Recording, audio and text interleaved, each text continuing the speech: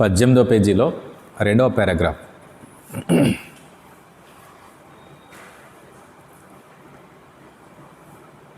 మన మహర్షులలో కొందరు మాత్రమే జాతిచే బ్రాహ్మణులై ఉన్నట్లు తెలియచున్నది.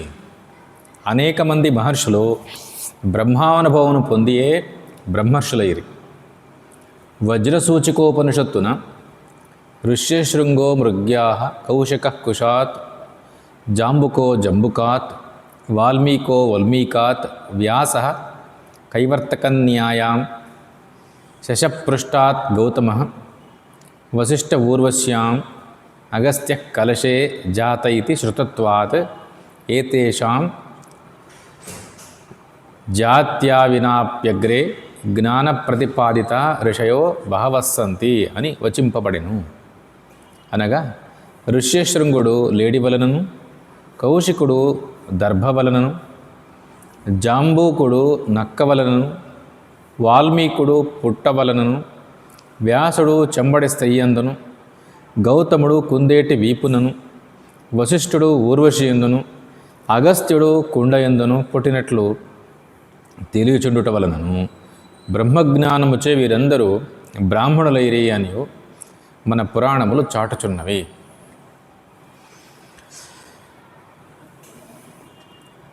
ఇంతవరకు వర్ణధర్మాల గురించి వివరించాం. వర్ణ అనే శబ్దానికి రంగు అని అర్థం కాదు. వర్ణ అంటే సమాజంలో మనం తీసుకోగలిగినటువంటి బాధ్యత, సామాజిక బాధ్యత అని అర్థం. సమాజంలో ఉండే 4 దోషాలను తీసివేయటానికి సమాజంలోనే ఉన్నటువంటి 4 వర్గాల వాళ్ళు సిద్ధమవుతారు. వీళ్ళనే వర్ణాలు అని చెప్పుకుంటామంట. వీటికి మన వేదాలు పేరు పెట్టినాయి. బ్రాహ్మణ, క్షత్రియ, వైశ్య, శూద్ర. వీటిల్లో ఒకటి తక్కువ కాదు, ఇంకొకటి ఎక్కువ కాదు. ఎందుకంటే అన్ని దోషాలను తీసివేయటానికే ఒక వ్యవస్థ. ఈ వ్యవస్థను సాక్షాత్తు భగవంతుడే తనే ఏర్పరిచినానని చెప్పుకున్నాడు భగవద్గీతలో. చాతుర్వర్ణ్యం మయా సృష్టం గుణకర్మ విభాగశః. గుణకర్మ విభాగశః సృష్టింపబడినటువంటి వర్ణాశ్రమ వ్యవస్థ ఉంది. ఇది భగవంతుడే చేసినటువంటి లేదా శాస్త్రాలు చేసినటువంటి వ్యవస్థ. మనమే సహజంగా చేసుకున్నటువంటి వ్యవస్థ ఉండనే ఉంది. జాతి వ్యవస్థ. పుట్టుకతో మనిషిని గుర్తుపడతాం ఇట్లా వాళ్ళు. ఇది మనం చేసుకున్నది. మనకి శాస్త్ర విచారం తెలియనందున మనుషుల్లో ఒక బాధ్యత వాళ్ళకి ఉండాలనే ఉద్దేశంతో ఈ వ్యవస్థ చేసుకున్నాము అని అర్థం. ఏదేమైనా జాతి దృష్ట్యా చేసుకున్నటువంటి వర్ణ వ్యవస్థ ఉంది. గుణకర్మల దృష్ట్యా చేసుకున్నటువంటి వర్ణ వ్యవస్థ శాస్త్రీయమైంది ఉంటుంది. జ్ఞాన దృష్టితో చేసిండేది ఉంది. ఎవరు బ్రహ్మజ్ఞానం తెలుసుకుంటాడో వాడు బ్రాహ్మణుడు, మిగతా వాళ్ళంతా కూడా శూద్రులే. అంటే ఒక వ్యక్తి బ్రహ్మజ్ఞానం కోసం ప్రయత్నం చేయాలి. పురుష ప్రయత్నంతో వాడు సాధించాలి దాన్ని అని అర్థం, బ్రహ్మజ్ఞానాన్ని. ఎందుకంటే అదే పరమ పురుషార్థం. మనిషి సాధించాల్సింది అదే. బ్రహ్మ విద్యతో దాన్ని సాధించాలా అని. విశ్వామిత్రాది మహర్షులు దీనికి ఆదర్శం. ఋషి తాను ఏ స్థితిలో పుట్టినా పురుష ప్రయత్నంతో వాడు సాధించినటువంటి ఆ బ్రహ్మ విద్య వల్ల ప్రకాశించరు అని ఇక్కడ కొంతమందిని ఉదాహరణలుగా ఇస్తున్నారు. మన మహర్షులలో కొందరు మాత్రమే జాతిచే బ్రాహ్మణులై ఉన్నట్లు తెలియచున్నది. ఋషుల పేర్లు ఇతిహాసాల్లో, పురాణాల్లో వేలకు వేలు ఉన్నాయి. ఒక పేరుతోనే చాలా చోట్ల వచ్చింటారు వాళ్ళు. ఎవరెవరు? విశ్వామిత్ర 1, విశ్వామిత్ర 2, విశ్వామిత్ర 3 అని వేసుకోవాల్సి వస్తుంది. అంటే ఋషుల పేర్లు ఇన్ని ఉన్నాయే.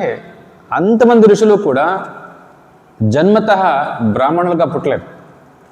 అంటే బ్రాహ్మణ వంశంలో పుట్టినటువంటి వాళ్ళు కాదు. వాళ్ళంతా కూడా కొంతమందో అట్లా పుట్టిండే వాళ్ళు ఉన్నారు, లేకేం కాదు. అనేక మంది మహర్షులు జన్మతః బ్రాహ్మణుల వంశంలో పుట్టకపోయినా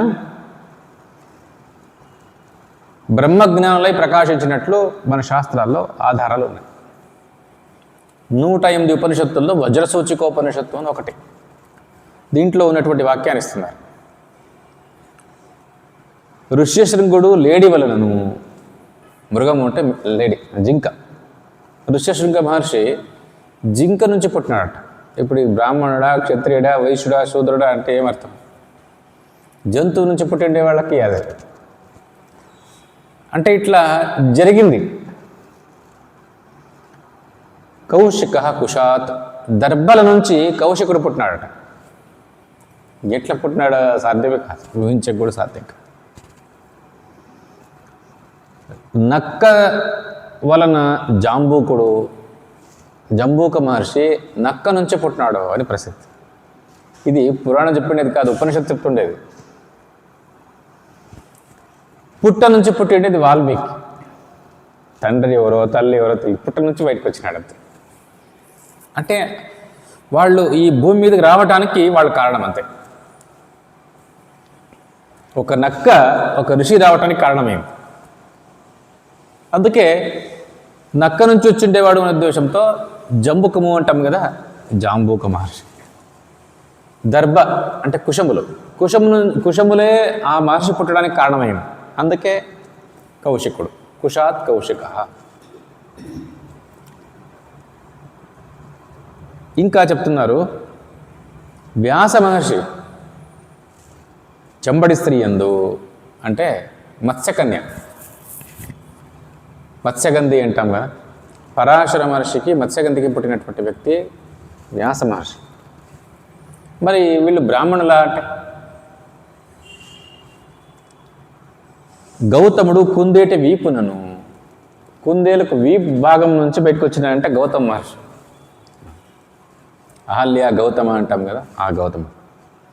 వశిష్ఠుడు ఊర్వశి ఎందును, ఊర్వశి తొడభాగం నుంచి పుడతాడు అని పురాణాలు చెప్తాయి.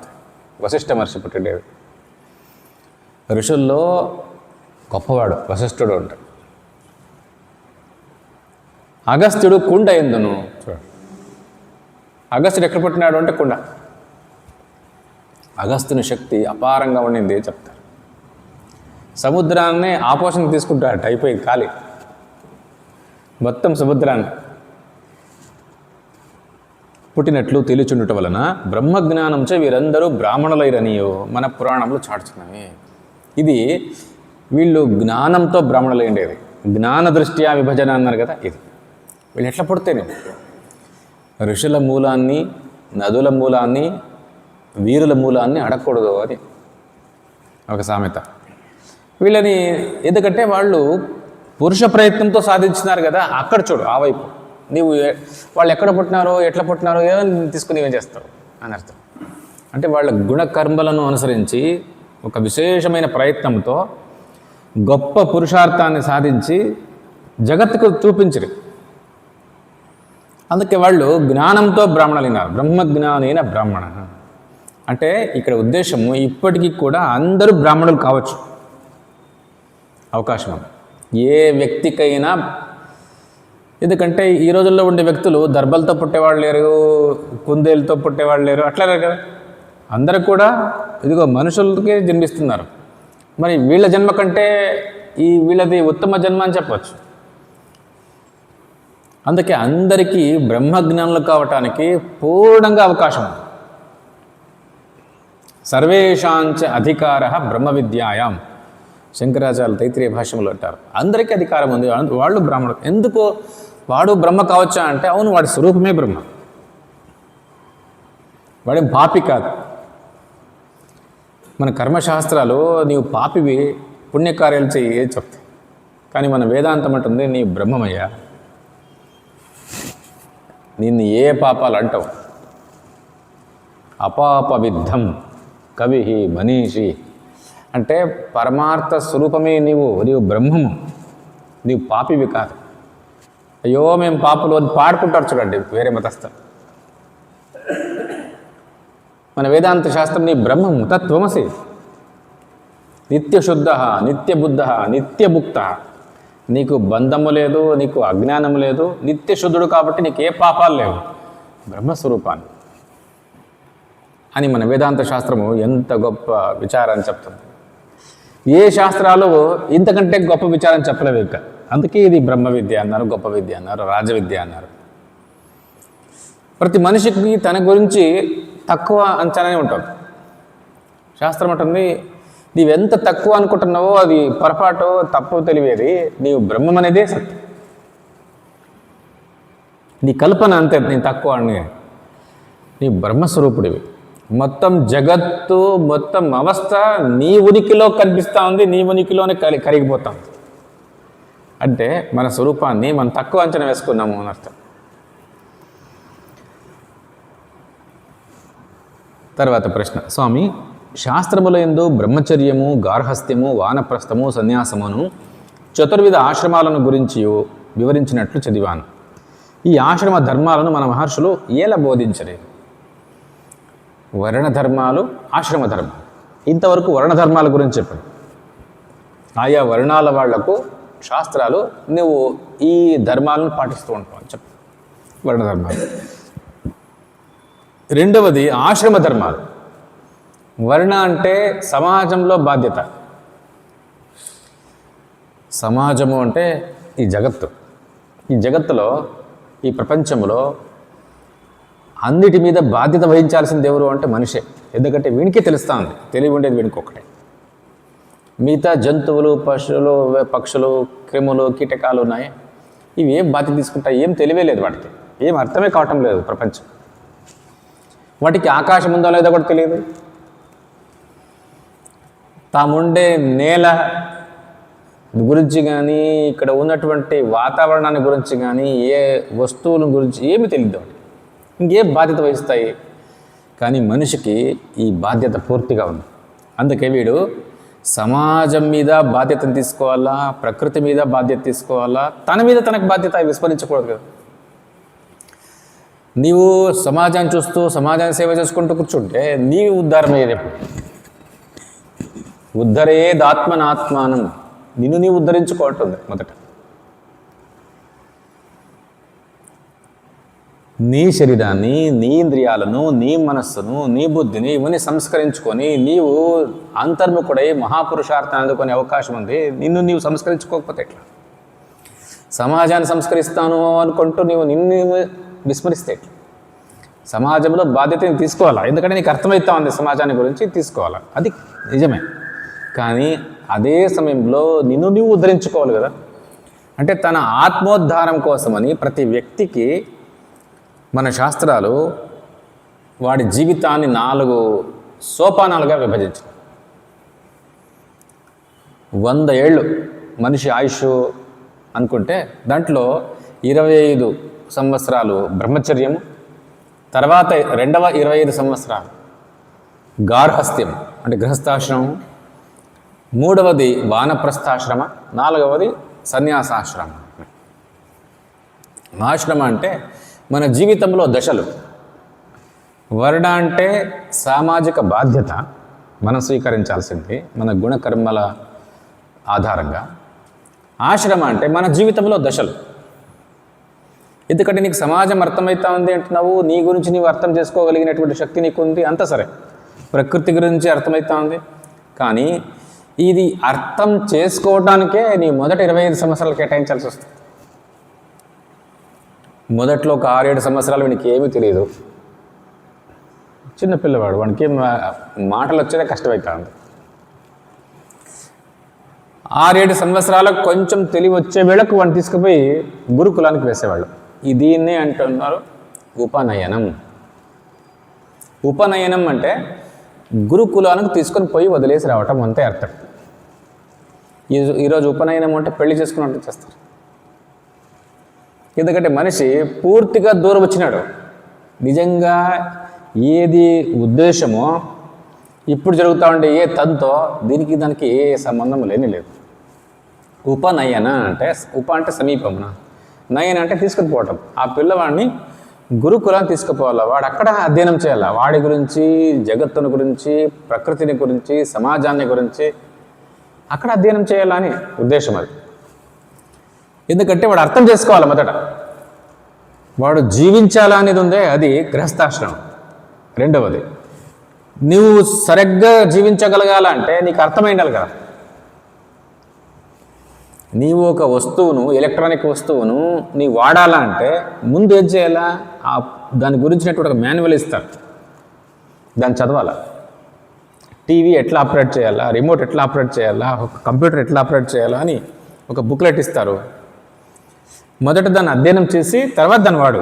అట్లని ఇక్కడ కూడా నీ గురించి, నీ సమాజం గురించి, నీవు తీసుకోవాల్సిన బాధ్యతను గురించి, ప్రకృతిని గురించి నీకు ఏమి తెలియకుండానే నేను జీవిస్తాను గృహస్థాశ్రమంలో అని అర్థమే.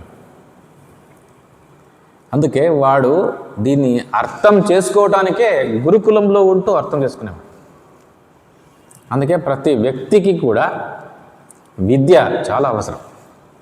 తన గురించి, సమాజాన్ని గురించి, ప్రకృతిని గురించి, కుటుంబ వ్యవస్థను గురించి, ప్రభుత్వ వ్యవస్థను గురించి, అన్నిటి గురించి వానికి అర్థం కావాలా. అంత బాగా అర్థమైతేనే వాడు జీవించగలడు, లేకుంటే వాడు జీవించలేడు. దానివల్ల వానికి హాని, వీటికి అన్నిటికీ హాని కలుగుతుంది. ఎందుకంటే మానవ జన్మ ఉత్తమోత్తమైనటువంటి జన్మ. దీన్ని తానే చేతులారా నాశనం చేసుకోకుండా శాస్త్రాలు ఆత్మోద్ధారాని కోసము మొదట నీ విద్యను అభ్యసించు. ప్రతి వ్యక్తికి విద్య అవసరం. రాను రాను మనుషుల్లో ఏదో ఒక లోభత్వం పెరిగి, లేకుంటే విదేశీయులు మన మీద దాడి చేసి కొన్ని సమస్యల కారణంగా వీళ్లకు చదవద్దని, స్త్రీలకు వద్దని, వాళ్ళకి ఇంతే చాలని ఏదేదో జరిగిపోయింది. కానీ ఉద్దేశం ఏమి అంటే ప్రతి మనిషికి చెప్తున్నారు, ఆశ్రమ వ్యవస్థ అంటే ప్రతి మనిషి విద్యాభ్యాసం చేయాల్సిందే. వాడు జీవించాలంటే అర్థం చేసుకోవాలి కదా. అదంతే విద్యాభ్యాసం అంటే ఇంకేమో కాదు. ఈ రోజుల్లో ఏమైపోయింది అంటే విద్యాభ్యాసం అంటే ఊరికే చదవటము, రాయటము, పాస్ కావటం ఇట్లా జరిగింది. నిజంగా మనకి ప్రకృతి గురించి అర్థమవుతా ఉందా, సమాజాన్ని గురించి అర్థమవుతా ఉందా, తన జీవితాన్ని గురించి ఏమైనా అర్థమైందా? ఏమీ లేదు. ఎందుకంటే చెప్పేవాళ్ళు లేరు, ఆ సిలబస్ పెట్టేవాళ్ళు లేరు. చూడండి ఇట్లా తయారైంది. అందుకే ఏ విలువలు లేకుండా బతుకుతున్నారు మనుషులు. జంతువుల కంటే వికృతంగా, మృగాల కంటే వికృతంగా బతుకుతున్నాడు మనిషి. వాడికి చెప్తుండేది ఏమి? సైన్స్. ఏమి అంటే వాడికి ఉద్యోగం వస్తుంది, అంతే కావాల్సింది. ఇంతేనా జీవితం అంటే? తన గురించి ఏమి తెలియదు, తన ఆత్మోద్ధారం గురించి ఏమి తెలియదు, ఏ పురుషార్థం గురించి తెలియదు, సమాజం గురించి తెలియదు, ప్రకృతి గురించి తెలియదు, బతకటం గురించి తెలియదు. ఇట్లాంటి వాళ్ళకి ఈ శాస్త్రాలు ఇంకేం చెప్పేకి సాధ్యం? అందుకే మొట్టమొదటి ఆశ్రమ వ్యవస్థ ఏది అంటే బ్రహ్మచర్యం. బ్రహ్మచర్యము అంటేనే నీవు దీనంతా అర్థం చేసుకోవాలి. అర్థం చేసుకోవాలంటే చెప్పేవాళ్ళు ఉండాలి కదా. ఇంట్లో ఎవరు చెప్తారో, అందుకనే వాళ్ళని తీసుకుపోయి ఒక గురువు దగ్గర వదిలేసిస్తా ఉంటారు. మళ్ళీ వాడిని పదే పదే ఇంటికి తీసుకురావటము, హాలిడేస్ వస్తే ఇంటికి తీసుకురావటం ఇట్లా ఉండలేదు అప్పట్లో. 6-7 సంవత్సరాలకు వాడిని పంపించినారు అంటే చాలా అయిపోయింది. మళ్ళీ వాడు పూర్తిగా అర్థం చేసుకున్నాక ఒక 20 ఏళ్ళు కానిలే గురువు పంపిస్తాడు. నీవు అడగాల్సిన అవసరం లేదు. గురువులే చాలు, ఇంకా నీవు ఇంటికి పోవచ్చు అంటే పోవచ్చు, అంతే. నీవు అడగాల్సిన అవసరం లేదు, నీవు పోయి చూసుకొని రావాల్సిన అవసరం లేదు, నీవు డబ్బు ఇవ్వాల్సిన అవసరం లేదు, నేను ఏమీ కోరుతుండలేదు ఆ గురువులు. గురుదక్షిణ అనేది నీ దగ్గర ఉంటే లేకుంటే వద్దు, అవసరం లేదు, అంతే. ఆ రోజుల్లో ఎవరో రాజులు ఇచ్చేవాళ్ళు అంటే వాళ్ళ దగ్గర ఉండింది ఇస్తుంటారు, అంతే. అందరిని అడిగేవాళ్ళు కాదు గురువులు. వాళ్ళకి అవసరం లేదు, వాళ్ళు అడవులో ఉంటారు. ప్రతి వ్యక్తికి విద్య ఎట్లా చెప్పిస్తూ ఉంటారు అంటే ఈ సమాజాన్ని గురించి, ప్రకృతి గురించి, వాడి జీవితాన్ని గురించి అర్థం చేసుకున్నటువంటి ఆ శక్తి వాళ్ళకి ఏ డబ్బు వాళ్ళ దగ్గర ఏమి తీసుకోకుండానే పూర్ణంగా వివరించి అర్థం చేయించి పంపిస్తూ ఉంటారు వాళ్ళు. వాడు తర్వాతి దశలో ఒక ఆదర్శ గృహస్థుగా నిలబెడతాడు. ఈ శక్తి రావాలంటే నీవు సరైనటువంటి బ్రహ్మచర్యాన్ని అవలంబించుంటే మాత్రమే నీకు గృహస్థాశ్రమ యోగ్యత సిద్ధి. ఈ రోజుల్లో ఆ వ్యవస్థ పూర్తిగా కనుమరుగైపోయింది, కనపడటమే లేదు అసలు. గురుకులాలు అని పేరు కనిపిస్తున్నాయి తప్ప అక్కడ ఈ వ్యవస్థ ఏమీ లేదు. ఊరికే ఆ వేదాన్ని కంఠస్థం చేస్తూనే ఉంటారు. వివరణ ఏమి ఇవ్వరు, దాంట్లో ఏముందో అర్థము చెప్పరు. రోజంతా ఏమంటే వాడు గట్టిగా మంత్రాలు పలుకుతూ ఉండాలి. అది ఎన్నేళ్ళు, ఒక 3-4 సంవత్సరాల్లో షార్ట్ టర్మ్. వాడికి ఆ వేద మంత్రాలు కొన్ని కంఠస్థం అయితే చాలు, వాడిని తీసుకుపోయి నువ్వు పోవచ్చు అని పంపించేస్తా. డబ్బిచ్చి పంపిస్తారు వాడికి, 1 లక్ష రూపాయలు ఇచ్చి. ఎందుకంటే వాడు వచ్చిండే ఎక్కువ అని. ఈ రోజుల్లో అధ్యయనం చేసేవాళ్ళే లేరు. 1 లక్ష రూపాయలు ఇచ్చి పంపిస్తారు. వాడు వచ్చి ఏదో ఒక పురోహితుని మాదిరి జీవితంలో సెటిల్ అవుతాడు. ఇంతే మనకు కనిపిస్తూ ఉంది. కానీ ఆ రోజుల్లో విద్య అంటే ఇది. తన జీవితాన్ని గురించి, పురుషార్థాల గురించి, సమాజాన్ని గురించి, సమాజంలో ఎవరెవరి బాధ్యతలు ఏమీ, అన్నిటి గురించి, ప్రకృతి గురించి పూర్తి అర్థమైతేనే వాడికి విద్య అయిపోయినట్టు. వాడు మాత్రమే సరైనటువంటి గృహస్థుగా జీవిస్తాడు. ముందు ముందు సమాజానికి ఒక విలువలతో కూడినటువంటి విద్యను అనుగ్రహించగలడు. వాడు అందరికీ ఒక హితాన్ని బోధించగలడు. అందుకే బ్రహ్మచర్యాశ్రమం ఉందే, ఇది ఒక పునాది రాయి ఉన్నట్టు. ఇల్లు కట్టడానికి పునాది వేస్తారో, ఎంత బందోబస్తుగా వేస్తారో అట్లనే బ్రహ్మచర్యాశ్రమం ఇక్కడ వివరిస్తున్నారు. ఈ చతుర్విధ ఆశ్రమాలు మానవుడు మోక్షమును సౌధమును అధిష్ఠించుటకు క్రమంగా సోపానములని మహాభారతమందలి శాంతి పర్వమున కలదు. వ్యవహారమందును హద్దు మీరి నడుచుట వలన తప్పక హాని కలుగును. ఇదే రీతి ఈ ఆశ్రమములు మానవుని ధర్మమనే హద్దును మీరకుండా స్వేచ్ఛాచారమును అరికట్టి అదుపులో ఉంచుతున్నవి. మానవుని ప్రవృత్తిని ఒక పరిధిలో నుంచి క్రమక్రమముగా అభ్యుదయ నిశ్రేయస్సులను కలుగజేయుటయే ఈ ఆశ్రమ వ్యవస్థ యొక్క పరమోద్దేశము. కావున ప్రతి వ్యక్తి ఒక్కొక్క ఆశ్రమమునే ముగించుకొనుచు కడపట సన్యాసాశ్రమమును అవలంబింపవలెను. లేక మిక్కిలి విరక్తి గలవారు బ్రహ్మచర్యం అందే సన్యసించవచ్చు.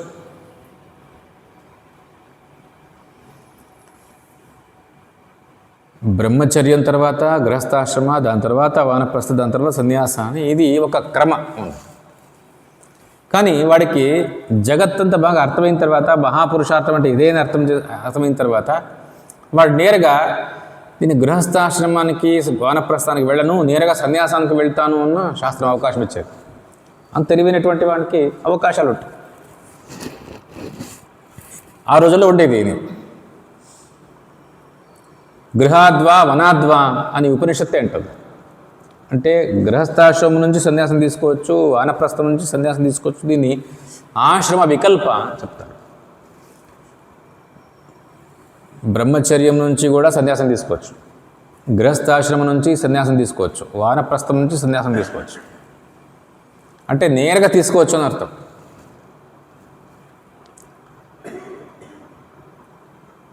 వీటి ఉద్దేశం కూడా అంతే. అభ్యుదయ నిశ్రేయస్సులు ఇవేమి అంటే తన ఉద్ధారం, తన తర్వాతి అభ్యుదయానికి లేదా ఇప్పటి సద్యోముక్తిని పొందటానికి, నిశ్రేయస్సుని పొందటానికి ఈ ఆశ్రమ వ్యవస్థ ఉపయోగపడేది అంటున్నారు. భగవన్ ఏ కారణం చేతనైనను సన్యసింపక గృహస్థాశ్రమమునందే జీవితాంతం ఉండదగునా. శాస్త్రాలేమో 4 ఆశ్రమాలు, 4 జీవితంలో దశలో చెప్పారు. కానీ అందరూ వానప్రస్థానికి వెళ్ళినట్లు, సన్యాసానికి వెళ్ళినట్లు మనకు కనిపించదు. ఎక్కడో కొన్ని గుర్తులు కనిపిస్తాయి. ధర్మరాజు తన తమ్ముళ్ళతో పాటు, ద్రౌపదితో పాటు మహాప్రస్థానికి వెళ్ళిపోతాడు. ఇదే వానప్రస్థం. కౌరవులంతా చనిపోయిన తర్వాత కుంతీదేవి, గాంధారి, ధృతరాష్ట్రుడు వీళ్ళంతా ఉత్తర దిక్కుకు వెళ్ళిపోతారు వానప్రస్థానికి. ఎప్పుడు చూడండి పోయింది, వీళ్ళంతా పిల్లలంతా చనిపోయినారు, యుద్ధం అంతా అయిపోయిన తర్వాత వీళ్ళంతా వెళ్ళిపోతారు. అక్కడ తపస్సు చేసుకుని శరీరాన్ని వదిలేస్తారు అని భారతంలో కనిపిస్తుంది. అంటే వానప్రస్థాశ్రమమే అపురూపంగా కనిపిస్తుంది అక్కడక్కడ. ఇంకా సన్యాసాశ్రమాలు ఎట్లుంటాయి అని మనకు పురాణాల ఇతిహాసాల్లో పూర్ణంగా చిత్రణ కనిపించదు. ఎందుకంటే నిజమైన సన్యాసి నేను సన్యాసి అని చెప్పుకోడు, ఏకాంతంగా ఎక్కడో ఉంటాడు. ఆ రోజుల్లో కాషాయ వస్త్రాన్ని కట్టుకుంటూ ఉండలేదు సన్యాసాశ్రమం అంటే. ముండి వివరణవాసాహ అని శృతి, జాబాల శృతి అంటుంది. ముండనం చేయించుకునేవాళ్ళట. వివరణవాసాహ రంగులేని బట్ట, వస్త్రం కట్టేవాళ్ళు. రంగు ఎప్పుడు పోతుంది అంటే గృహస్థులు వేసుకొని రంగు పోతే పారేస్తారు కదా, అవి ఇప్పించుకొని కట్టుకునేవాళ్ళు అంతే. ఇది సన్యాస ధర్మం. ఇట్లాంటి వ్యక్తులు నీవు సన్యాసాశ్రమంలో ఉన్నాడు ఎట్లా గుర్తిస్తావు? ఈ రోజుల్లో అయితే ఒక గుర్తింపు కోసమని కాషాయ వస్త్రం ఇచ్చినారు, బాగుంది. దండ, కాషాయ వస్త్రము, పాదుకలు ఇవన్నీ చూస్తే ఓ సన్యాసి అని నీకు గుర్తిస్తుంది. ఆ రోజుల్లో అట్లా ఉండలేదు. అందుకని వాళ్ళ విచారము రికార్డ్ చేయలేదు ఎక్కడ, పురాణాల్లో కానీ ఇతిహాసాల్లో కానీ. ఇదిగో వీళ్ళు సన్యాసులు అని ఒక్కరు కనిపించరు. ఎంత ఆశ్చర్యం! ఋషులంతా కూడా గృహస్థాశ్రమాల్లో ఉన్నప్పుడు వాళ్ళ యొక్క వృత్తాంతాలు, పురాణాలు, ఇతిహాసాలు కనిపిస్తాయి. వశిష్ఠుడు, అరుంధతి, వీళ్ళ గురించి అంతా, అహల్య, గౌతముడు, వీళ్ళ గురించి వివరాలు కనిపిస్తాయి. వాళ్ళు సన్యాసం వెళ్ళిపోయిన తర్వాత, సన్యసించిన తర్వాత వాళ్ళ విచారం ఎట్లుండిందో తెలియదు. వాళ్ళు ఏకాంతానికి పోయిన తర్వాత ఇంకెవరు చెప్తారు వాళ్ళ గురించి? ఉపనిషత్తులోనే బృహదారణ్యకంలో యాజ్ఞవల్క్యుడు నేను వెళ్ళిపోతాను సన్యసించి అంటాడు, అంతే. తర్వాత ఏం జరిగిందో చెప్పు. అంటే సన్యాసం అనేది ఎట్లా ఉండేది అని మనకి ఇతిహాసాల, పురాణాల్లో ఎక్కడ దాఖలాలు కనిపించవు. స్వామివారి చోట రాస్తారు, ఏ ఋషి సన్యాసం తీసుకున్నట్టే కనిపించదు పురాణాల్లో కానీ ఇతిహాసాల్లో కానీ. ఋషులు అంతమంది ఉండరు, వేల మంది ఉంటారు, కానీ ఈ గుర్తయితే కనిపించదు. కానీ గృహస్థాశ్రమాలు మనకి చాలా పుష్కలంగా ఉంది. అందుకే ఈ 4 ఆశ్రమాల వ్యవస్థ అయితే ఉంది, కానీ వానప్రస్థ సన్యాస మనకు అంతగా కనిపించడం లేదు. వానప్రస్థ అక్కడక్కడ గుర్తుగా కనిపిస్తుంది అంత తప్ప. ఈ గృహస్థాశ్రమంలో ఉండిపోయి వాడు సన్యసించకపోతే మరి శాస్త్రాలు ఈ వ్యవస్థ ఎందుకు చేసినట్టు?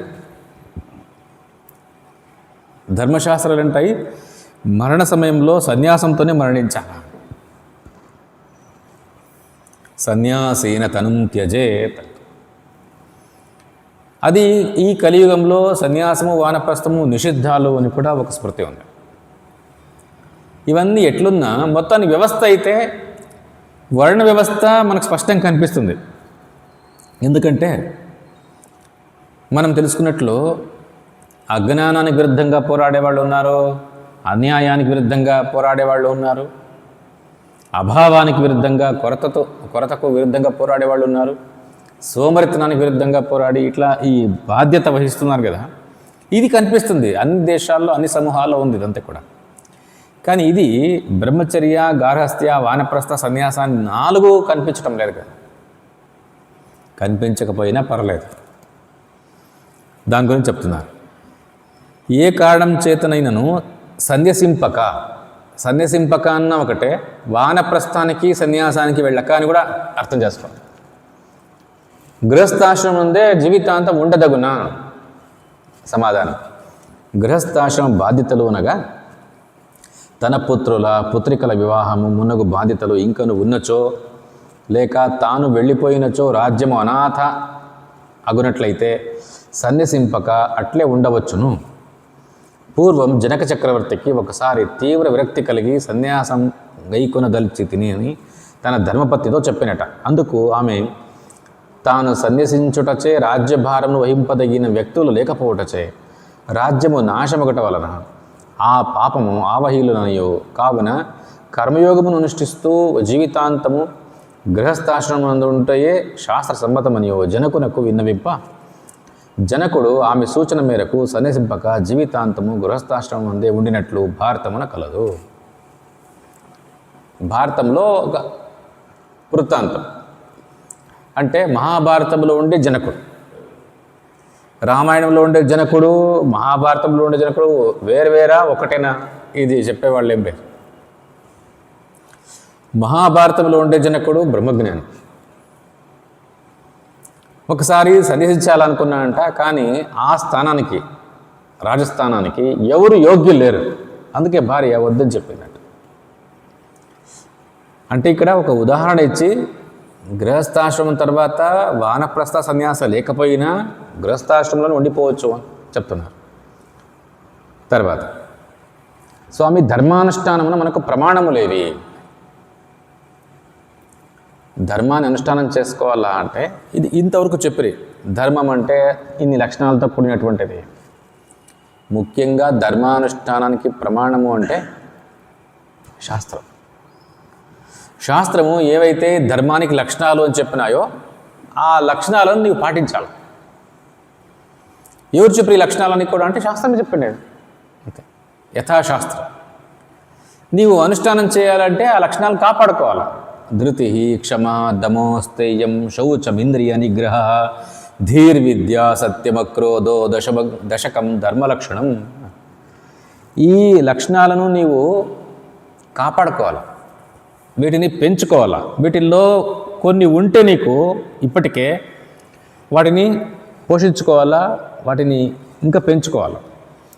వీటిల్లో లేని వాటిని తెచ్చుకోవాలా. నీవు ప్రయత్నంతో ఆ గుణాన్ని పెంచుకోవాలి, ఈ లక్షణాన్ని పెంచుకోవాలి. ఇది 10 గుణాలు లేదా 10 లక్షణాలను నేను గుర్తుపెట్టుకోలేను అంటే వాళ్ళ కోసమని 4 చెప్పినాయి మన శాస్త్రం. తపస్సు, శౌచము, దయా, సత్యము అని ధర్మానికి 4 పాదాలు అని చెప్పారు. ఇట్లనే గుర్తుపెట్టుకొని ఈ తపస్సు, శుచిగా ఉండటం. శుచి అంటే నీ చుట్టూ నీవు, నీ వస్త్రాలు, నీ కుటుంబము, నీ సంపాదన, నీ సుఖము ఇవన్నీ కూడా శుభ్రంగా ఉండాల్సిందే. అన్నీ శౌచ. దయ, అందరి పట్ల, ఎవరి పట్ల కూడా ద్వేషం లేకుండా అందరి పట్ల దయ కలిగి ఉండటం.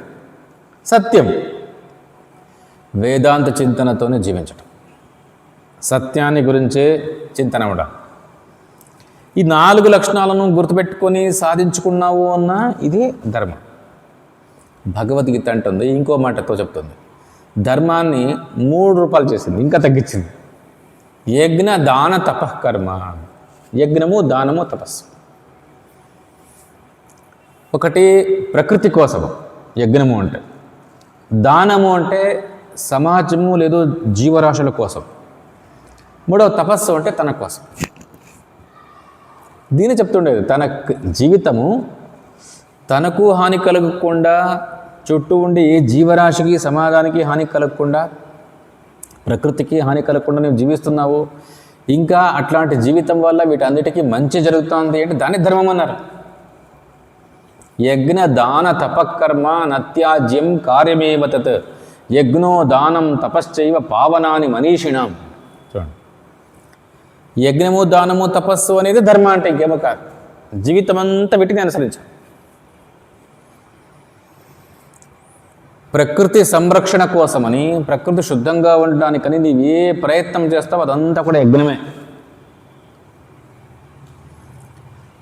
జీవరాశులకు, మనుషులకు నీ దగ్గర ఉన్నటువంటిది ఏది ఇస్తున్నావు అదంతా కూడా దానమే. నీ దగ్గర ఉండే శక్తిని ఇవ్వచ్చు, నీ దగ్గర ఉండే డబ్బు ఇవ్వచ్చు, నీ దగ్గర ఉండే ధాన్యాన్ని ఇవ్వచ్చు, ఇంకా ఏమి ఇస్తావో అదంతా కూడా. మంచి మాట ఇవ్వు, ఏమి లేకపోతే. వచనైక దరిద్రత అంటారు అంతే. మాట్లాడకి ఏం దారిద్ర్యం ఉంది, అదనే ఇవ్వచ్చు. అంటే చుట్టూ ఉండే సమాజానికి, జీవరాశులకు నీ వల్ల ఒక మంచి చేకూరాలి. తన వల్ల అందరిని చూడాలా. ఆత్మౌపమ్యేన సర్వత్ర అన్నారు కాబట్టి తనను తాను ఎంత సుఖంగా ఉండాలనుకుంటాడో అన్ని జీవరాశులు కూడా సుఖంగా ఉండేటట్లు నీవు జీవించాలా. నీ జీవితం అట్లా ఉండాలి. వాటికి సుఖ సంతోషాలను కలిగించటమే నీ జీవితం. అట్లా ఉండాలి. ఎందుకంటే ఏనకేన ప్రకారేణ యస్య కస్యాపి జంతునః సంతోషం జనయేత్ ప్రాజ్ఞః తదేవ ఈశ్వర పూజన. ఈ ధర్మాత్ముడైనటువంటి వ్యక్తి యొక్క పూజ ఎట్లుంటుంది అంటే, ఎక్కడో కట్ట మీద కూర్చుని శాలిగ్రామాలు పెట్టుకునే పూజ కాదు వీడిది. వీడి పూజ ఎట్లుంటుంది అంటే, ఏనకేన ప్రకారేణ యస్య కస్యాపి జంతునః సంతోషం జనయేత్. ఏ జీవరాశికైనా సంతోషం ఎప్పుడు వస్తుంది? నీ నుంచి ఏదైనా దానికి ఉపకారం జరిగితే వస్తుంది. సంతోషం జనయేత్ ప్రాజ్ఞః తదేవ ఈశ్వర పూజన. ప్రాజ్ఞుని యొక్క ఈశ్వర పూజ ఎట్లుంటుంది అంటే, అందరికీ ఏదో ఒకటి ఉపకారం చేసి వాటిని సంతోషపెట్టడమే పూజ.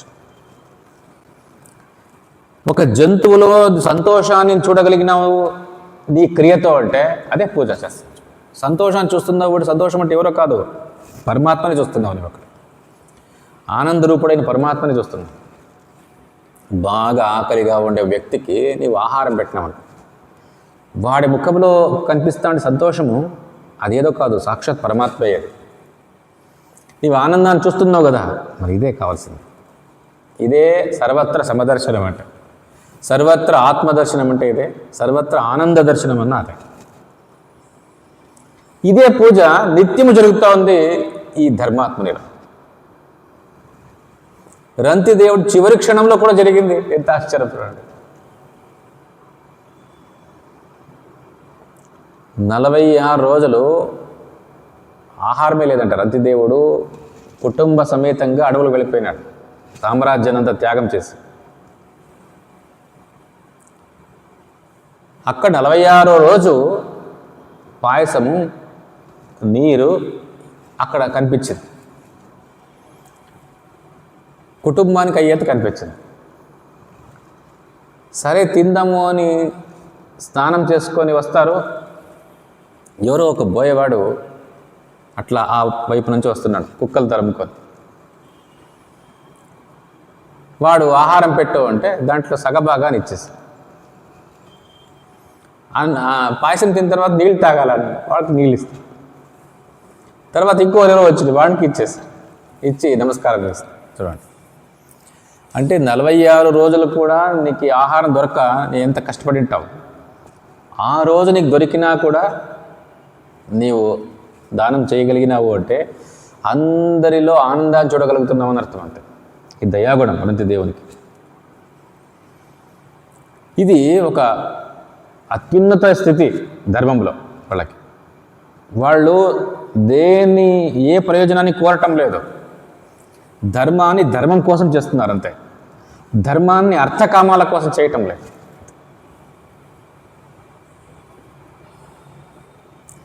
ఈ విధంగా ఏ వ్యక్తి అయితే ఈ లక్షణాలను కాపాడుకోగలుగుతాడో, ధర్మ లక్షణాలు 10 లక్షణాలునో 4నో లేకపోతే 3 భగవద్గీత చెప్తా ఉందానో, యజ్ఞము దానము తపస్సునో, వీటిని గుర్తుపెట్టుకొని వాటిలోనే జీవిస్తుండాలి. ఇది ఎవరికో వ్యక్తికి ఏదో ఒక శక్తిని నువ్వు దానం చేస్తున్నావు అంటే ఇదే దానం అంటే ఇంకేమో కాదు, ఇది ధర్మమే. శ్రమదానము అంటారు.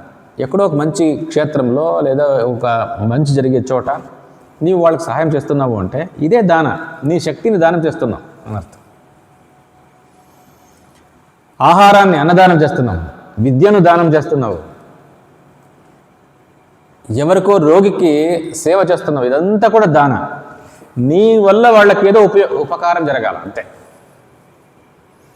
యజ్ఞము అంటే ప్రకృతిని నీవేమి ఇంకా వైభవంగా ఉండాలా చూడొద్దు, కలుషితం కాకుండా చూసుకో చాలా. ప్రకృతి మీద మనిషికి బాధ్యత ఉండాలి, కాలుష్యం చేయకూడదు. ఆహార కాలుష్యము, నీటి కాలుష్యము, అన్ని రకాల కాలుష్యం చేస్తున్నాడు. ధ్వని కాలుష్యము, ఎక్కడ పోయినా అక్కడ చెడగొట్టేస్తాడు మనిషిపై. నదులు పోయినా నదులు చెడగొడతాడు, పర్వతాలు పోయినా పర్వతాలు చెడగొడతాడు, సముద్రానికి ఎక్కడికైనా పంపించు. మనిషి యొక్క స్వభావమే చెడగొట్ట, ప్రకృతిని చెడగొట్టకూడదు. ఇది నీ బాధ్యత. నీవు బాధ్యతగా ఆ బాధ్యతను నీవు కాపాడుకోగలిగితే అదే ధర్మ. అంటే నీ యజ్ఞము అంటే ఇంత పెద్ద వేదికను వేసుకొని నువ్వు అగ్ని పెట్టి చేయాల్సిన అవసరం లేదు. ప్రకృతిని కాపాడుకో. ఆ రోజులు ఋషులు చేసిండ్రి అంటే వాళ్ళకి ఆ శక్తి ఉండేది చేశారు. ఈ రోజులు యజ్ఞాన్ని నీవు చూడనే లేవు. యజ్ఞం ఉంటే ఎట్లుంటుంది అని అడుగుతున్నాం చూడండి. ఈరోజు మనది యజ్ఞ సంస్కృతి, యజ్ఞాన్నే పోగొట్టుకున్నాం. సరే పోగొట్టుకున్నా పర్లేదు, ఈ రోజుకి మనం చేయగలిగింది ఏమి అంటే ప్రకృతిని కాలుష్యరహితంగా పెట్టుకోవడానికి ప్రయత్నం చేస్తూ ఉండవు. ఇది కాపాడుకోదు. ఎందుకంటే ప్రకృతిని నాశనం చేస్తే, నీ స్వార్థం కోసం నాశనం చేస్తే, ఆ ప్రకృతి మీద ఆధారపడినటువంటి 84 లక్షల జీవజాతులు ఉన్నాయి. అవన్నీ ఎట్లా బతకాలి? అవి చచ్చిపోతున్నాయి నీ వల్ల. ఎన్నో పక్షి జాతులు కనపడడం లేదంట ఈ రోజుల్లో, ఎన్నో క్రిమి జాతులు కనపడడం లేదంట, ఎన్నో జంతువులు అంతరించిపోయినాయి. ఎందుకు అంటే నీవు ఇట్లా నాశనం చేస్తుంటే ఎక్కడుంటాయి?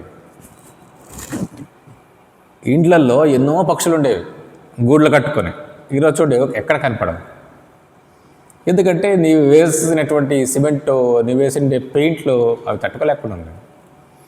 అంటే మనిషి జీవితం అంతా తన స్వార్థానికి తాను బతకాలని చూస్తున్నాడే కానీ వేరే వాటిని బతికించడానికి వాడు ప్రయత్నం చేయటం లేదు. ప్రకృతి వైపుకు ధ్యాస ఉండాలని. ఎందుకంటే నీవు ప్రకృతి ప్రసాదం. ప్రతి మనిషి ప్రకృతి ప్రసాదం. ప్రకృతి ప్రసాదంగా జన్మించినటువంటి వాడు నీవు. ప్రకృతి వైపుకే నీవు చూడకుంటే ఎట్లా? నీకు గాలి ఇస్తూ ఉండేది అదే, నీరిస్తూ ఉండేది అదే. అందుకే ప్రకృతిలో ఉండే వివిధ భాగాలను మన శాస్త్రాలు దేవతలు అన్నారు. గాలి ఒక దేవత, నీరు దేవత, మట్టి దేవత, సూర్యుడు దేవత, వర్షము దేవత. చూడండి, ఎందుకంటే ఈ దేవతలంతా ఉండడం వల్లే నీ జీవితం. ఎవరు ఉంటే నీ జీవితమో, ఎవరు లేకపోతే నీకు జీవితమే లేదో వాళ్ళే దేవుళ్ళు ఉంటే ఇంకెవరికి కాదు. మట్టి ఉంటే నీకు జీవితము, మట్టి లేకపోతే నీకు జీవితమే లేదు. కాబట్టి మట్టి దేవత నమస్కారం చే. పొద్దున్నే మేలుకొన్న వెంటనే మట్టిని తాకి నమస్కరించి లేయాలి.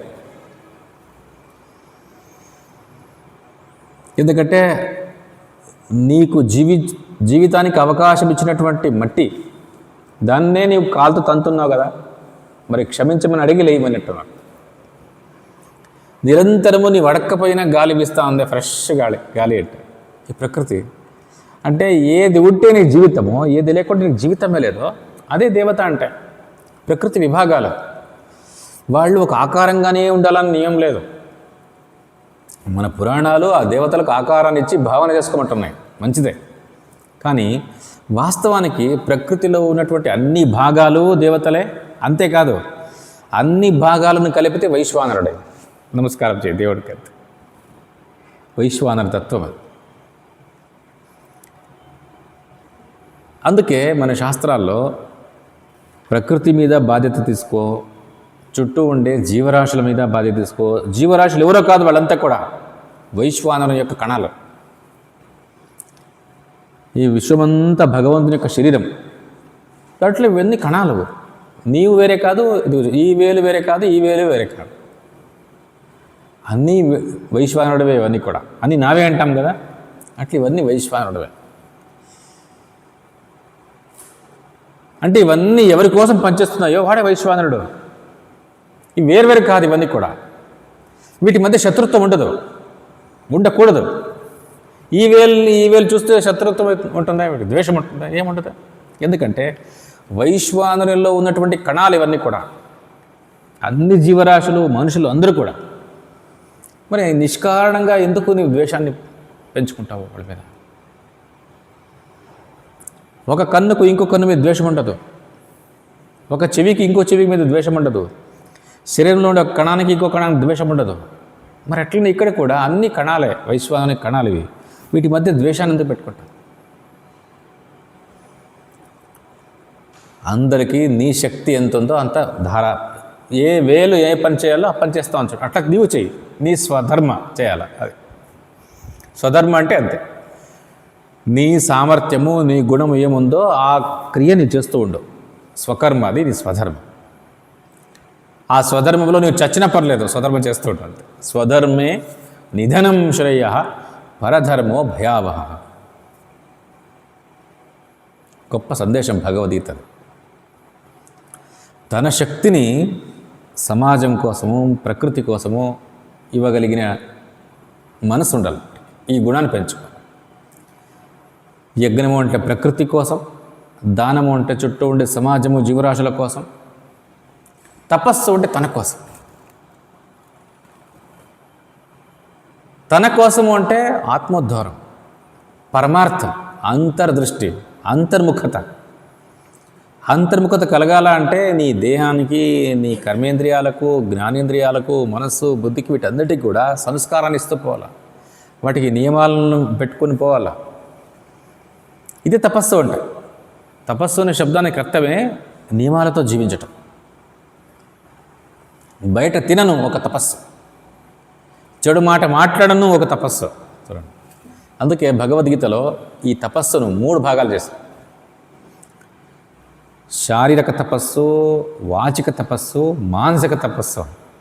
దేవద్విజగురు ప్రాజ్ఞ పూజనం శౌచమార్జవం బ్రహ్మచర్యమహింసా చ శారీరం తప ఉచ్యతే. అనుద్వేగకరం వాక్యం సత్యం ప్రియహితంచయత్ స్వాధ్యాయాభ్యసనం చైవ వాంగ్మయం తప ఉచ్యతే మనఃప్రసాద సౌమ్యత్వం స్థైర్యమాత్మ వినిగ్రహ భావ సంశుద్ధి ఇత్యేతత్ తపో మానసముచ్యతే. భగవంతుడు తపస్సు అని మళ్ళీ 3 రకాలుగా చెప్పారు. శారీరక తపస్సు, వాచిక మాటలతో చేసే తపస్సు, మానసికమైన తపస్సు అని 3. ఇది ఆత్మోద్ధారం కోసం చేసే తపస్సు.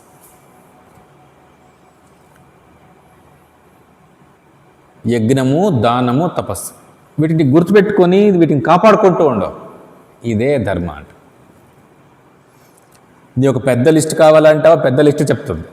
ధృతి, క్షమ, దమోస్తేయం, శౌచం, ఇంద్రియ నిగ్రహ, ధీర్విద్య, సత్యమక్రోధో, దశకం ధర్మలక్షణం. కొంచెం తగ్గించండి అంటే 4 చెప్పాను. చూడండి, ధర్మ ఋషభానికి 4 పాదాలు ఇవి: తపస్సు, శౌచము, దయా, సత్యము అని. భగవద్గీతలో పరమాత్మ ఈ వేదాన్నే వ్యాఖ్యానిస్తూ అంటాడు తన మాటల్లో. యజ్ఞము, దానము, తపస్సు ఇందుకు గుర్తుపెట్టుకోవచ్చా. మనిషి సాధన చేయాలా అంటాడు కదా. సాధన అంటే ఏదో క్రియ అనుకున్నాడు. పరమాత్మ క్రియను చెప్పటం లేదు, గుణాలు పెంచుకుంటున్నాడు. గుణాలు పెంచుకోవటమే సాధన. నీవు క్రియ ఎంత చేసినా కూడా గుణం పెంచటంతో ఏ పరిపక్వత నీకు లభిస్తుందో ఆ క్రియలతో అంత లభించదు.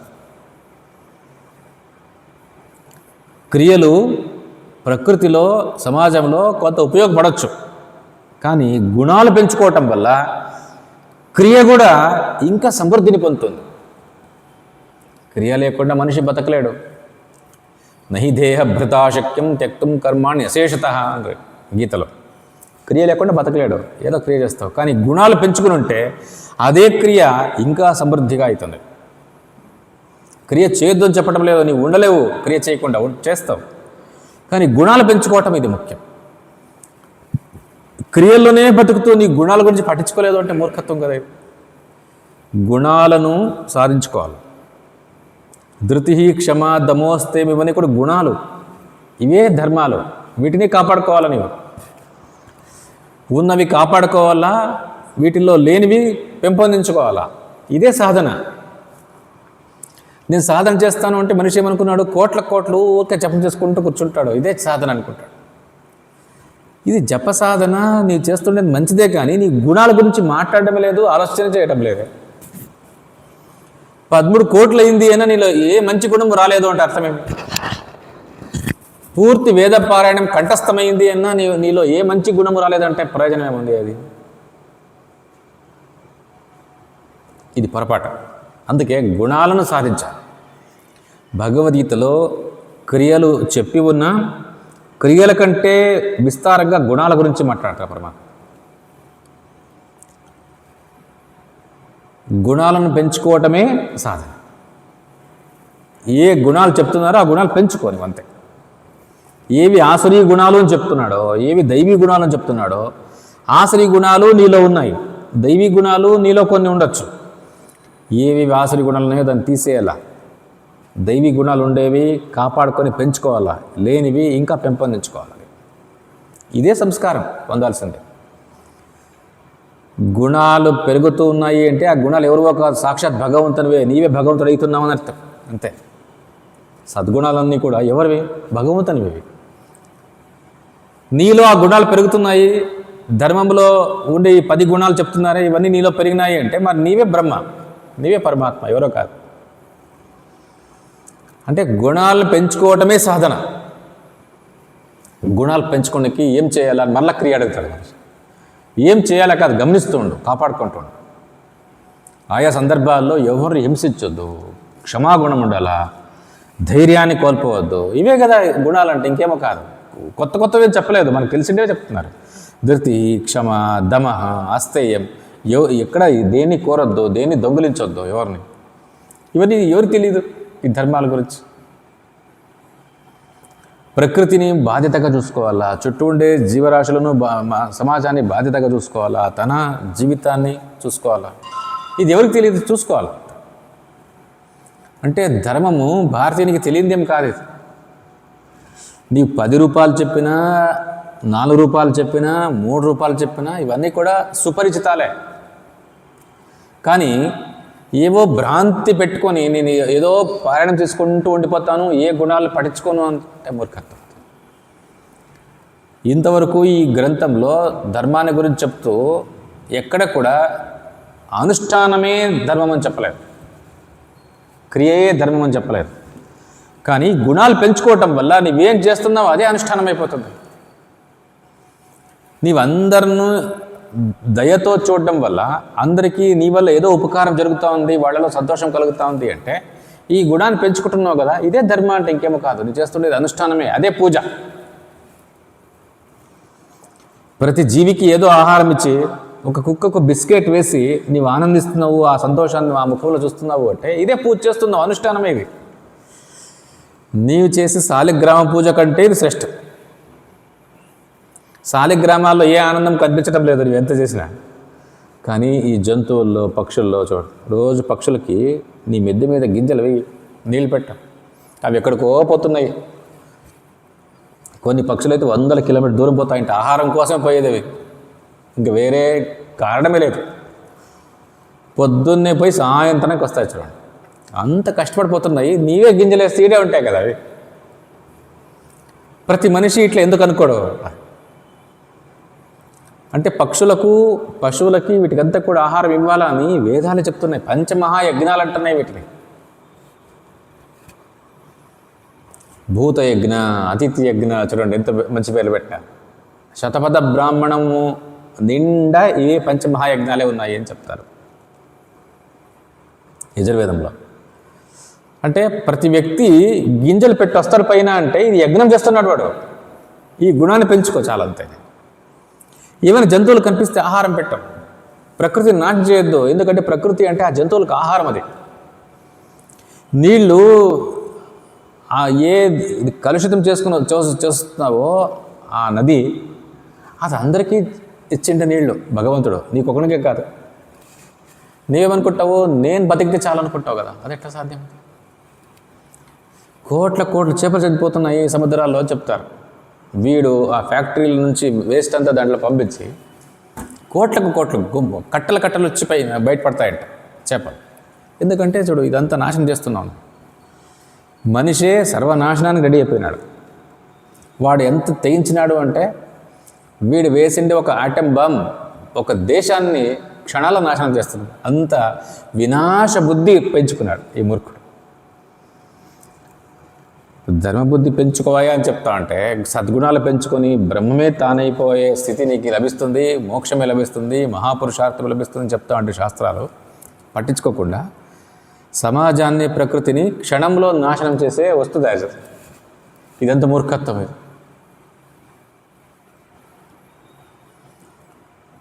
అందుకే కలి అని చెప్తారు. కలియుగము అంతమవుతుంది అంటే ఈ బుద్ధి కలి ఎక్కడో లేదు, అది బుద్ధిలో ఉంది. నీ బుద్ధి సరిపోతే ఇదే కృత, అంతే. ఎందుకంటే కలియుగం తర్వాత వచ్చేది ఏది? కృతయుగమే రావాలా, సైకిల్ అది. అయ్యో కలియుగంలో ఒక్క పాదంతో నడుస్తున్నటువంటి ధర్మము ఒక్కసారిగా 4 పదాలతో వస్తుంది అంటే అవును, నీకు బుద్ధి వచ్చిన తర్వాత నీవే ధర్మంలో పెట్టు.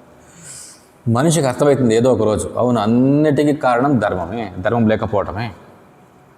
ధర్మాన్ని అంటే ఈ గుణాలను నేను పెంచుకోగలిగితే, ధర్మ లక్షణాన్ని పెంచుకోగలిగితేనే ఇదొక్కటే సొల్యూషన్. మన జీవితానికి ఒకటే ఒక పరిష్కారం ఏమి, అన్ని సమస్యలకు పరిష్కారం ఏమి అంటే నీవు ఈ దశకం ధర్మలక్షణం మనం ఈ 4 లక్షణాలు అని చెప్తున్నారో, లేదా భగవద్గీత 3 లక్షణాలు యజ్ఞము దానం తపస్సు అని చెప్తున్నారు, వీటిని పెంచుకోవటమే పరిష్కారం, అంతే. నీ పరిష్కారాన్ని గురించి ఎంత ఆలోచించినా వేస్ట్. నీవు ఇక్కడెక్కడో కన్వర్షన్ జరుగుతూ ఉంది, ఆ మతాలు ఈ మతాల మీద దాడి చేస్తున్నాయి, ఈ దేశాలు ఆ దేశాలు, ఏదైనా ఆలోచించేయి. అన్నిటికీ సమస్య పరిష్కారం ఉంది అని నీవు ఎంత ప్రయత్నం చేసినా పరిష్కారాలు లేవు. ధర్మం ఒకటే పరిష్కారము. ప్రతి మనిషి ధర్మంగా జీవించడమే పరిష్కారం. ఇదే కృతయుగం అవుతుంది నీవు ఆ గుణాన్ని పెంచుకుంటాయి. ఇది కష్టమేమి కాదు, ఏం కష్టం. ధైర్యంగా ఉండు, ఎవరు దొంగలించొద్దు, అసత్యం ఆడవద్దు, ఎవరిని హింసించవద్దు. దీంట్లో ఏం కష్టాలు ఉన్నాయి ఎవరికి? అందరూ ఇట్లుంటే ఇప్పుడే కృతయుగం అవుతుంది. నీకు ఇష్టం లేక ఇది తప్పుగా అర్థం చేసుకొని భ్రాంతి పెంచుకొని ఏదో క్రియలో బతుకుతున్నావు, కానీ ఆ క్రియ నీకు ఫలం ఇవ్వలేదు కాలేదు, అంతే. భగవంతుడు అంటాడు, ఈ ధర్మం 3 రూపాయలు ఉందో, యజ్ఞము, దానము, తపస్సు, ఇవి మహాత్ముల్ని పావనం చేస్తున్నాయి. యజ్ఞ దాన తపకర్మ నత్యాజ్యం కార్యమేవ తత్ యజ్ఞో దానం తపశ్చైవ పావనాని మనీషిణ్యాం. మహాత్ములను పావనం చేస్తున్నాయి. ఇదిగో వీటిని ఆచరించాల్సిందే, నీవు వీటిని కాపాడుకోవాల్సిందే. 3 బాధ్యతలు ఇవి, ప్రతి వ్యక్తి చేయాల్సిందే, అంతే. నీవు యజ్ఞ అంటూనే ఏవో ద్రవ్యాలను తీసుకొచ్చేసేది యజ్ఞం కాదు, అది తెలివి, నీ ప్రజ్ఞ. శ్రేయాన్ ద్రవ్యమయాద్యజ్ఞాత్ జ్ఞానయజ్ఞ పరంతపాన. ద్రవ్యమయమైన యజ్ఞాన్ని గురించి నీవు ఆలోచించొద్దు, జ్ఞానయజ్ఞాన్ని గుర్తుపెట్టుకో. నీ ప్రజ్ఞ ఉండాలి, అంతే. నీకు తెలివి ఉండాలి. అవును, ఇవన్నీ నేను చూసుకోవాల్సిందే, నా బాధ్యత ఇదంతే. నాకు అర్థమవుతాను, నాకు బాధ్యత. అర్థమవుతాను కాబట్టి చెడగొడుతున్నావు.